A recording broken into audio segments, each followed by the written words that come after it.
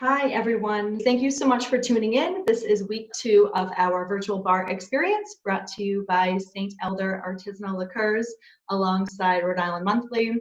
My name is Vanessa Brown. I'm the events and marketing manager here at Rhode Island Monthly.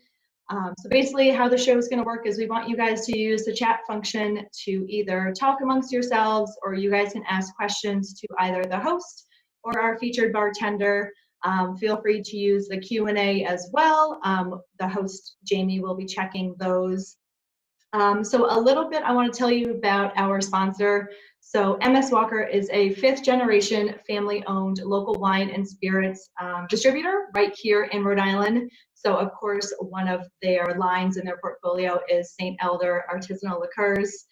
Something really cool that they're doing is they are donating a portion of every attendee that we have each week to the Rhode Island Hospitality Relief. So of course, all you guys that are tuning in, you like the hospitality industry, you're interested in learning more about cocktails and, the whole bar experience that we've been missing out on. So it's really cool that they're doing this for that organization. So I am going to introduce your host for tonight. She is my colleague and friend, associate editor of Rhode Island Monthly, Jamie Coelho. Hi, Jamie. How's it going? Good. Say it's just me and you right now. I gotta get Jeff Curley, the founder and CEO of Jin Ling 1751 on, and then Tyler, our featured bartender, is having some difficulties as well. I could talk a little bit about my role at Perfect. the magazine. So it's been quite challenging over the last 3 months, just covering the constantly evolving and changing scene as coronavirus shut restaurants down, and then they were allowed to do takeout, and then slowly opened with some outdoor dining, and now some are even going with the indoor dining. So it's just every week I'm covering a different story, and some positive changes have been made is that now restaurants can do cocktails to go and things like that, and hopefully that's something that sticks around. So I am just sending him the link right now. Right. I'll totally talk through what I'm doing. So let's see. I'm excited to learn more about all the products too, because I have been just introduced to the Jin Ling, and I'm a gin drinker in general. I mean, when I go to the bar and I sit down with a bartender and they ask me what kind of drinks I like, I say gin is my spirit, and I like floral notes, and so the elderflower and perfect, the French 75, and any rendition of that is my drink for sure. So now I just got to learn how to make it at home. Are they going to be coming in soon, or should I start to answer some of these questions that we already have rolling in? If you have some questions, yeah, absolutely, go for it. Okay, cool. So people are asking if someone wanted to do a virtual cocktail party for a summer meeting, how would we do this? And that's from Patrice. And it's funny you asked that, because last week we actually had a bartender who was certified in virtual cocktail parties. So she got a license for it, and she can deliver cocktail kits to people. And her business name is Little Bitta Artisanal Cocktails. So you could hire someone like her to, talk her through like a cocktail kit using whatever spirits you want, whether it's St. Elder or the Jin Ling, and she could mix up something like that and then run the whole thing through Zoom or any medium that you'd like. So that's something fun that people can do with this. Pick up the products and have a cocktail kit delivered to your door. You can't go wrong with that, that's for sure. So I actually got to do that last week as well. But with these spirits, you can go to any local liquor store, like the Savory Grape, and recreate your own experience at home too. Now that you have the recipes, and you're going to learn the technique and how to do it. So hi, Lucy. I see Lucy Raposo on there. Hi, Lucy. Thanks for joining us. Enjoy. So we do have Tyler coming in finally. As you guys know, he was setting up. So Jamie, you want to give Tyler's introduction, and then we will bring him in. Yeah, well, before I do that, I just wanted to remind everyone, as you're watching this, and if you have the spirits at home and you plan on mixing something up, or if it's today or this weekend, you can post a picture of your drink that you make to Instagram and tag at Drink St. Elder and use the hashtag St. Elder RI, and you could be entered to win a cocktail kit too. So that's something that's really cool that we're doing with St. Elder. So they'll choose a winner. And we have the founder and CEO. Okay. 1751. He's coming in. Oh, Jeff Curley. Cool. Jamie, we're going to take you off to the side for the second, and then I will bring. And then you'll bring back Tyler after that. Okay. Got it. Jeff, do we have you coming in? Okay. Can you see me? All right. Finally. Sorry, I was actually listening to Jamie and you, and I guess with all the other people, consumers in. Yeah. Anyway. All right. So he was hanging out with you attendees tuning in. So now he is finally where he should be as a featured host for tonight. Great. So I'll just start my spiel, right? Yeah. So basically, tell us a little bit, about the name Jin Ling 1751, where it came from, because it kind of has some cool history. I'm going to show that graphic that you sent along when you start talking about that. So yeah, tell us a little bit. Excellent, guys. So yeah, I'm Jeff Curley. I'm the founder of Jin Ling. I actually live in the States. I live in Southern Connecticut, by way of Massachusetts, where I grew up. So squeezed in between, or you're squeezed in between where I live and where I grew up. Jin Ling is made in London, England. So this is a very classic traditional style gin. I went the route of Tanqueray Bombay Beefeater in terms of the profile. So it's very, it's juniper forward, but very well balanced. The name itself, Jin Ling in 1751, there's a picture that Vanessa's going to put up. And this was sort of the inspiration of my gin. So there was a gentleman back in the 1700s named William Hogarth. He essentially painted these two prints. And the one on the left side of the screen is called Beer Street, and it's depicting English people looking very smart and regal and artistic and healthy. And then on the right side was Gin Lane, which was depicting the same sort of cityscape. But if you drank gin, this was, the devil's drug. You'd turn into a destitute, you'd lose your job. There's probably 50 different nuances in this image of the woman passed out with her child, the gentleman passed out whose dog's eating his leg. So my brand is not supposed to depict all the destruction that the spirit did call, but in 1751, when this print came out, this was the reformation of gin. So not only was a Gin Act in 1751 called, it was the eighth and final Gin Act, that sort of coupled with this print that came out, and overnight it turned it from the poor people sort of drink to only the rich could buy it. High tax bars and pubs that wanted to carry it now needed what they call a liquor license, which is now in modern day every bar and restaurant has to have it. So this was sort of the inspiration, but yeah, it's a range of 4 different style of gins. Tonight, Tyler's going to be showcasing my classic London Dry, which is on the right. So I guess we'll go right to left. So on the right side, yeah, is my classic London Dry. Again, a very quintessential traditional style London Dry gin. The second one to the left of that is the pink gin. Pink gin is not a gimmick, and there's some brands out there that are a little gimmicky because they're pink in color. This is pink because it has Angostura bitters blended into it. So gin and bitters was a very popular way that the English drank it in the 17 and 1800s. You go into a bar and ask for a pink gin, and they would pour any London Dry gin into a glass, do a couple dashes of bitters, give it a stir, and you'd knock it back. So this is a very classic pink gin, not sweet, not fruity, dry with a beautiful herbal spicy finish. Then the London Dry Royal Strength. This is, again, another London Dry, higher proof than the one to the right that Tyler's using. So tonight he's using a 80 proof, 40%. The navy blue one is 47%, 94. So it's the same botanicals, the same style, just bigger, bolder. If you love the boldness of gin and you like big and bold martinis or something really strong in a cocktail, you'll have to try that one. And then I have the Old Tom, which is slightly sweeter.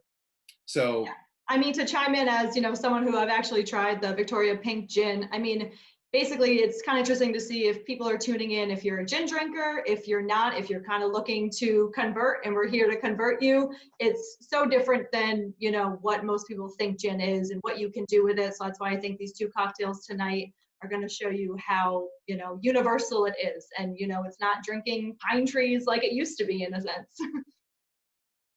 Great. All right, so thank you so much, Jeff.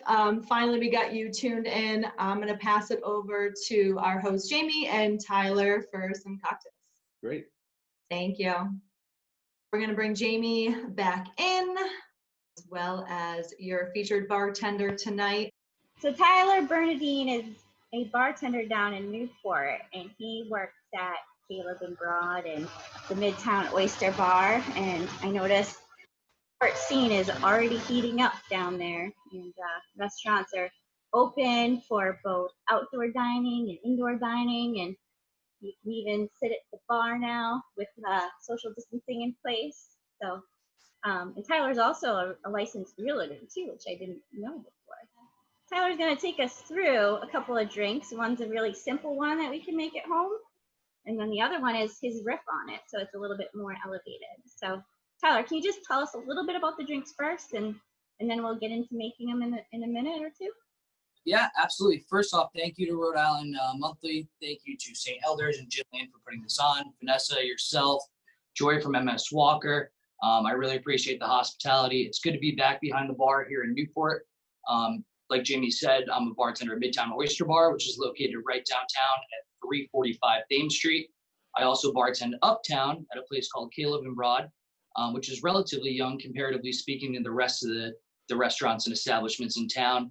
My good friend Rich Willis is the owner, proprietor there, and his liquor store, Point Wine and Spirits, actually helped me out with some of the stuff that we're going to be using tonight to make these cocktails. Tonight, I'm going to be making two drinks for you guys.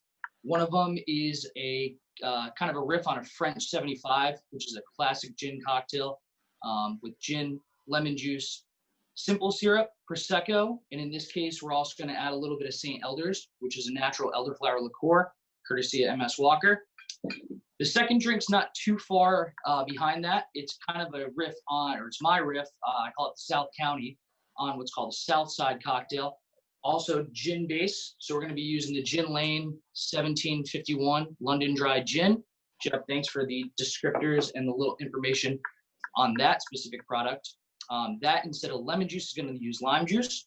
We're going to use some fresh mint leaves that I picked up from the farmer's market, the Quidnick Grows Market today on Memorial Boulevard here in town. I'm happy to say that they're back open. A little bit of simple syrup. We're going to shake that, strain that, and top it off with prosecco as well. Awesome. That sounds like my drink for sure. I love anything with gin and floral notes and a little bit of tropical fruit flavor in there. So I think when I go to the bar and I sit at the bar and bartender asks what I like, that sounds just like my drink. So I'm just waiting to see if we have a poll question come up. Yeah, there it is. Okay, so the French 75 cocktail. If the people don't know the history of the drink, we have a true or false question about it, so you can think about it and let us know what you think. The French 75 cocktail is named after a piece of artillery. Is that true or false? Let's see what people say. I'm gonna see what people think. I know before this, I didn't really know French 75 was. So we're gonna see what happens. All right, so people think it's true. It's 64% versus 36%. And it is true. It was actually named after the French 75 millimeter piece of artillery, the gun, because it packs a punch. When you've got that kick of the gin with the champagne or prosecco, it definitely, it doubles down on you. So maybe that's another reason why I like it. So without further ado, do you want to mix it up and take us through the steps? Yeah, we'll get right into it, guys. So if you're or you like a white wine spritz, this is a nice opportunity for you to try something different. So we're going to start off, get a shaker or pint glass in this case. I know everybody's going to be working from home, so we're going to try to make this as user-friendly as possible. We're going to take our pint glass and fill it up with some ice. Next, we're going to take our Jin Ling 1751 London Dry Gin. Use about 1.5 ounces of that. If you don't have a jigger or you just like to drink a lot, feel free to go ahead and eye it out. That's usually the way I do it, but for recipe purposes, I'm going to be good and use the jigger. Next, we're going to add an ingredient that's typically not found in this French 75. It's that elderflower liqueur. This will give it a nice floral flavor. That's the flavor I like right there. Next, Guys, this St. Elder is actually bottled right in Boston too, right? Is that true? yes, it's a great product. It's natural. They also have a couple more that I have in the portfolio. They have a pamplemousse, and they also have a blood orange flavor. So it's not really elderflower in their portfolio.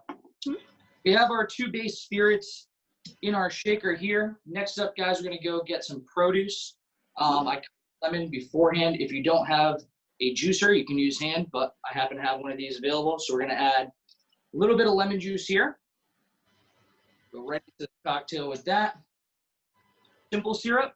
If you're at home, if you have sugar and you have water, you can make this. It's equal parts sugar to equal parts water. Heat it up, let that sugar diffuse, and cool it down. You have syrup. So very simple to make at home. I'm like All right. looking closely to see how you do it too.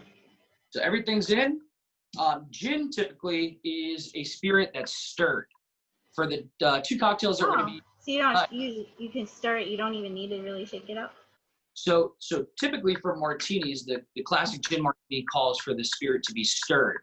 In this case, we actually want to shake things up to cool things down. So we're going to add our tin. If you don't have this, you can improvise, but What could you use if you don't have like a shaker at home? Is there like something easy you could use instead? you can get creative. You could throw on, a cap from one of your Tupperware containers. You could put it in a Tupperware container and shake it up. Plenty of those, but I can't find the lids. So It's clean and you got something to go. Throw it in there. At home, obviously we don't have all the tools that a normal bar would have, so you got to get creative. But as long as you find a way to cool down the spirits and cool down the concoction, whatever works for you, I guess. So we're gonna shake it up. When I'm shaking cocktails at the bar, I like to shake until my tin starts to freeze over. You kind of see a little condensation build up on the outside. That's how you know it's nice and cold. And then we're gonna strain it. So typically this cocktail is served in a champagne flute. Since we're improvising tonight and I don't have any of those available here at my house, I'm gonna be using just a standard wine glass. that works. I have plenty of those, that's for sure. Take your tin. As you're making that, I'm gonna take a look at some of these questions that are coming in. And again, everyone feel free to use that function to type in a question and we can get it answered. So we've got, let's see, we've got someone asked, Elaine asked, how is gin different than vodka? So it's based off of what it's distilled from. Gin is a very botanical spirit. It's distilled a lot differently, different ingredients than what vodka has.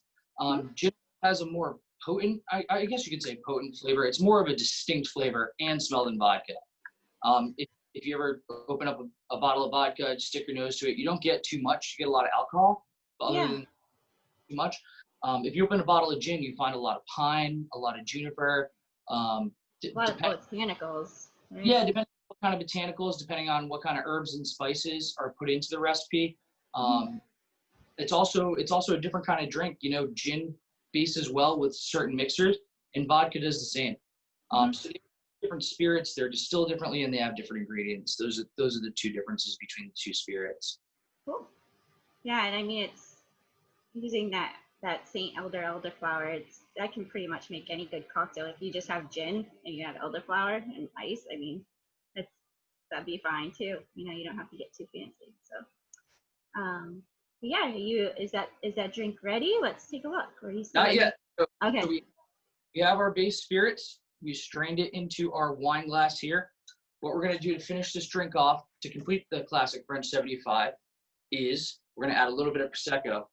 In this case, we're using Mianetto prosecco. It's a product of Italy. I'm going to pour that right on top. Please, whether you're thirsty or just need a little edge off. And then French 75s are typically garnished with a lemon twist. If you don't have a typical twister like I don't right now at home, just take a knife, make sure you get a little piece of the rind, just like I have here. And what we're going to do is it's called expressing the cocktail. So we're going to hold our lemon rind as such. And then if you can see, when you squeeze it, it releases some essential oils. That'll give you a little added depth of flavor. Nice. Cheers. Oh, it's beautiful. Cheers. So, The drink, doesn't it, Jimmy? so someone else asked, what exactly is the flavor of St. Elder Elderflower? Can you answer that one too? I taste floral notes and like a little bit of tropical flavor, but Yeah, so it's a very balanced spirit. So St. Elder, here's the bottle for you guys if you go to your local liquor store and want to pick it up. It's handcrafted in small batches. If you're familiar with like a Saint Germain product, it's very similar to that, just a lot more budget friendly. yeah. Natural extract of fresh elderflower blossoms. So it does have a very balanced but very floral taste as well. So there are actually flowers that are used. Yes, they actually use blossoms and use an extract from those blossoms. This is great in cocktails. It's great to like spritz up some wine if you have like a dry Italian Pinot Grigio and you want to make a spritzer out of that. It's also pretty good with certain beers as well. So if you want to line it up, this is a nice little addition. Nice. Sounds like I'm not like a hardcore bartender at home, so it sounds like I could use it to make up some fun drinks just sitting out on my deck. Yeah, there was a long time misnomer in the bar industry that elderflower liqueur was what they call the bartender's ketchup, because no matter what it would make it delicious. I don't want to do this product justice by calling it such, but it is great and it is very versatile depending on what you're using it with. Cool. Well, I think we're going to have another poll coming up in a second. So this is going to focus more on the different varieties of the gin that Jeff had mentioned earlier. So there's 4 different varieties. And we'd like everyone to just take a look at the varieties of gin and tell us, now that you know a little bit about them, which one you might be interested in trying. So there's a London Dry Gin, which is the one we're working with today. And there's a Victoria Pink Gin. Sounds very, very pretty with some floral notes and spiced bitters. And then there's the Old Tom Gin, which is slightly sweet and a little less intense. And the London Dry Royal Strength, which is very bold and full bodied. So let's give everyone a second to tell us which one they might want to try. And Tyler, I understand you met Jeff before, right? Before tonight? Yes. So Jeff and I actually met, I want to say it was 3 or 4 summers ago. There's a place in Jamestown. If you ever cross over the Newport Bridge, you'll look right if you're heading into Newport and you'll see a house on the rocks. It's called Clingstone. So Clingstone, yeah, it's a like a mansion on the rocks, right? It's like a big party mansion. Right? Yeah, so it's fantastic. So it's owned privately, but we used to be friends, or I still am friends with the gentleman who used to be a caretaker there. So we're all very fortunate enough to have about a week out there each summer. Now that children are grown, they spend time out there with their families each summer. So unfortunately, we don't have that luxury. But I did meet Jeff when my friend Corey was working as a brand rep for Jin Ling. Cool. So you got the chance to work or party there. Was it work or was it a party?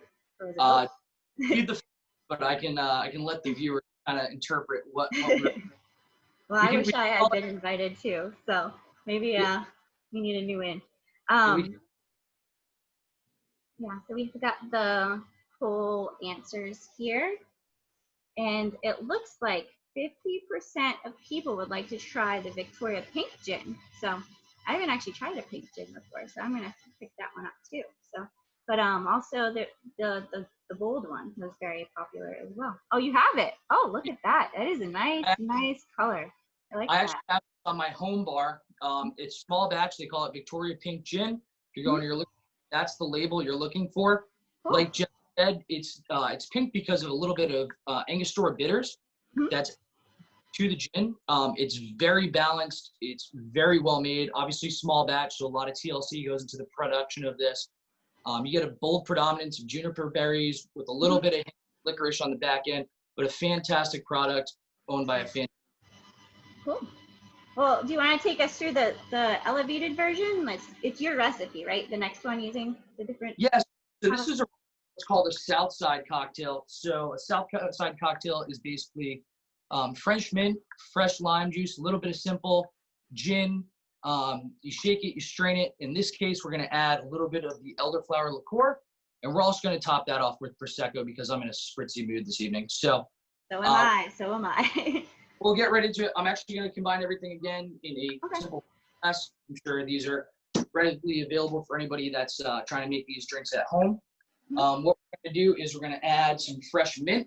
I picked this up today again at Aquidneck Growers Market, which is located on Memorial Boulevard. If anybody finds their way down to Aquidneck Island, specifically in Newport, and you head down that way, it's all locally grown, locally sourced produce, seafood, and proteins. There's also florists there that offer bouquets of flowers. It's a really, really cool spot, and you're supporting local farms and farmers. In Rhode Island, you can't get better than that. Mhm. So we're going to add the mint leaves. We're going to throw them right into the glass here. Just like that last cocktail, we're going to squeeze some citrus. In this case, we're using half a lime. Okay. Again, if you don't have a juicer, you can just use your hands. That works just fine. That's usually what I do is squeeze it, get that juice out of there. A nice healthy portion of lime juice in this drink. We're going to go back. We're going to use a half ounce of simple syrup. Again, guys, equal parts sugar and water. We're going to add our Jin Ling London Dry 1751 gin here again. Nice. I'm eyeing this one because I'm going to be enjoying this one, and it's been a long, long day. So, Is it Friday yet? No, 2 more days, oh, unfortunately. I'm back to the elderflower liqueur, courtesy of St Elders and our friends at MS Walker of Rhode Island. Yeah, and So if we got- anyone has questions too, keep chiming in. People are asking if like some more about the flavors of St. Elder, and I see some notes of lychee and grapefruit. You know, like Yeah, oh, absolutely. I haven't talked to a bar guest in 2.5 months, so guys, the more questions, the merrier. yeah. Please. I know I haven't sat at a bar stool in a while either. I miss it. So again, we have ingredients here in the pint glass. We're going to add ice now, just like we did for the Okay. last. And same thing. Normally, like I said, gin for classic martinis is traditionally stirred. We're going to be shaking this one as well. Wake it Shake up. it up. Make sure you get all those flavors infused with one another. Make sure you chill it down nice and cold. And again, we're going to improvise a little bit tonight. I don't have a traditional coupe or martini glasses, which is usually what this drink's served in. So we're going to use this little stuck. And ironically enough, it's from our friends at Foolproof Brewing Support local, yep. up in Pawtucket, Rhode Island. Nick Garrison, Jay Catley, my friends up there, sponsoring this glassware tonight. So Tyler, are people actually sitting down at the bar in Newport? Like, are they sitting at your bars right now? So I do a lot of work with Rhode Island Hospitality. My friend Sarah Bratko, who's the legal counsel, and obviously Dale Venturini. They have a wonderful staff. They've been working hand in hand with the governor's office, with the Rhode Island Department of Health, trying to get restaurants an opportunity to thrive and survive during this pandemic. Obviously, Rhode Island being a majority based hospitality industry, a lot of people kind of have their backs against the wall, and they're doing everything they can to try to allow us an opportunity to make revenue after 2.5 months of lost revenue. In Newport, not all the bars are back up yet. We're kind of waiting on the Rhode Island Department of Health to allow regular bar seating. Yep.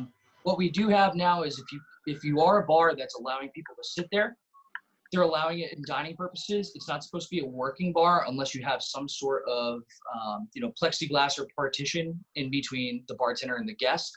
So what a lot of restaurants are doing now is obviously with phase 2 and the 50% indoor capacity, what they're doing is they're allowing bartenders to take tables. They're putting tables near the bar. Although you might not be able to belly up or, be ears deep landing on a Wednesday night like most people would be on a beautiful evening such as this in Newport, you are able to have a little bit of sense of normalcy. And it's been great to see people come across the bridge and get down here and support our local bars, restaurants, shops, farms, and farmers. Yeah, it's good to hear. So, hopefully things get better. Cool. So we have our mint, our lime juice, our simple syrup, our gin and elderflower, shaken and strained into our glassware. We're going to top this off, again, with Mianetto Prosecco, product to Italy. Nice little spritz, liven things up a little bit. And in this case, for this cocktail, what I'm going to do is I'm going to garnish it with some fresh mint. So what I like to do when I garnish with fresh mint is you like to wake up the herbs. So you take your mint, put it in your hand like this, and you smack it like it owes you money. Makes the flavors come out. I learned that trick once. Yeah, so what that does is it also releases the essential oils in the mint, kind of rub it around the end of the glass, throw it right in for a little added flavor. And that is our South County. That's nice. That's a really good take on it. So before we finish up, there is like another question coming in. So let's see, we've got, does shaking ingredients with ice make the drink colder? Is that something you said? I would assume so. Yeah, I would think so too. I mean, it's just a good way to mix up the ingredients too. Yes, adding ice does a few things. It helps infuse all the flavors and ingredients that you put into the cocktail tin. It helps cool things down. I know, especially when it's 75 and sunny like it is today. Yeah. I'm not warm drink or a hot toddy or anything like that. So I want something nice, clean, crisp, refreshing. Ice obviously helps with that. Yeah, so yes, I would say that the ice does help cool it down while you're shaking it. Okay, and one other question, is there anything on the market that allows you to avoid mulling the mint? Can you say that one more time? Sorry. Is there anything on the market that allows you to avoid mulling the mint, like a pre-made mint flavored liquid, like how you would add bitters to a drink? Yeah, so if you wanted to do something, what you could do is you could do mint infused simple syrup. Oh. Okay, so you don't have to muddle the mint. You won't have to, mix things up if you're not comfortable with that. What you do is you add, like I said earlier, you add equal parts sugar, equal parts water. What you want to do is you want to add almost like a whole bushel of mint into that reduction. So the mint will actually infuse its flavor into the water that's steeping with the sugar. Once that cooks down, renders down, and the sugar is all blended, you strain the mint leaves out into a quart or a pint container or whatever you have available at your house, and you're actually going to have fresh mint simple syrup. So if you do want to avoid the muddling, that's a great way to kind of take an alternative route. Yeah, and again, St. Elder also has the blood orange and the grapefruit pamplemousse. So you could use those too to add different flavors. Yeah, definitely great flavors, especially moving into the summer months. Yeah. So yeah, I think now I got 2 new drinks to make this summer on my deck, and try not to do it every day, but I definitely need it here and there. And you have one bartender to come visit in Newport. I do. Now I got a friend in the industry, right? So I'll come sit at the bar and we'll hang. And I want to remind people again that if you make this drink and use the recipe, take a picture of it at home and tag drink St Elder on Instagram and use the hashtag St Elder RI. That's ST Elder RI, and then you could be entered to possibly win a bar kit from St Elder. So thank you so much for joining us. Yeah, absolutely. And I just saw a question pop up on my cell phone. My computer. I do apologize earlier, guys, for the technical difficulties. Case asked if we make these drinks at our bar. We most certainly do. Come on down, ask for them, ask for a French 75, or ask for a Southside Cocktail. We'd be happy to make them. Can you do those to go too? Can you make them to go? Yeah. What we're doing in Newport right now, obviously, courtesy of Rhode Island Hospitality, they've been extremely influential in anything that restaurants and bars around the state have been able to do as part of this quarantine period. We're offering at Midtown Oyster Bar as well as Keel and Broad. Both are open 7 days a week. Both are open, Midtown's open for lunch and dinner. Reservations are preferred, but they do offer space for walk-ins. Keel and Broad is dinner only, opening at 3 p.m., kitchen until 10, 7 days a week. They are both offering to-go drinks. They're both very prudent about, protecting our guests, protecting our patrons, maintaining a level of respect, sanitation, and obviously following all COVID-19 policies. So definitely, Newport's been great. Obviously, the next 7 days in the forecast look fantastic.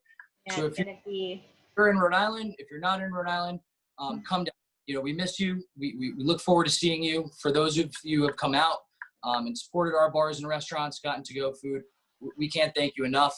I want to thank Rhode Island Monthly for having me on tonight. I want to thank our sponsors, MS Walker, St. Elders, Jin Ling, Jeff, my dear friend Vanessa Brown, who I grew up with, who invited me to be part of this forum. Joy from MS Walker. You guys have been fantastic, and I think it's awesome that you're allowing bartenders, restaurants, a forum to be featured and kind of express what we do. And somebody asked the hashtag info again too. So the Instagram to tag, the account is @Drink St Elder, and that's just the ST Elder. And the hashtag is